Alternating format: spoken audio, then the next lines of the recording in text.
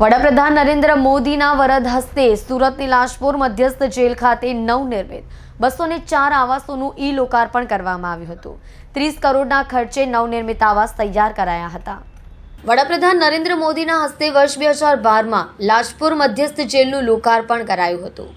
લાજપોર મધ્યસ્થ જેલ ખાતે ફરજ બજાવતા અધિકારી અને કર્મચારીઓને પૂરતા પ્રમાણમાં રહેણાંકની સુવિધા મળી રહે તે હેતુથી રાજ્યના મુખ્યમંત્રી ભૂપેન્દ્ર પટેલ તેમજ રાજ્યના ગૃહમંત્રી હર્ષ સંઘવીના માર્ગદર્શન હેઠળ ગુજરાત રાજ્ય પોલીસ નિવાસ આવાસ નિગમ લિમિટેડ દ્વારા લાજપોર મધ્યસ્થ જેલ સુરત ખાતે નવનિર્મિત કુલ 204 આવાસ બનાવાયા હતા।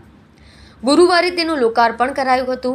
નવનિર્મિત આવાસોમાં વાહનો માટે પાર્કિંગ, ફાયર સેફટી, બાળકો માટે ક્રીડાંગણ, આઉટડોર જીમ, લિફ્ટ, 24 કલાક પાણીની સુવિધા, પાવર બ્રેકઅપ, અંડરગ્રાઉન્ડ પાણીની ટાંકી તેમજ ડ્રેનેજ જેવી સુવિધાઓ ઉપલબ્ધ કરવામાં આવી છે।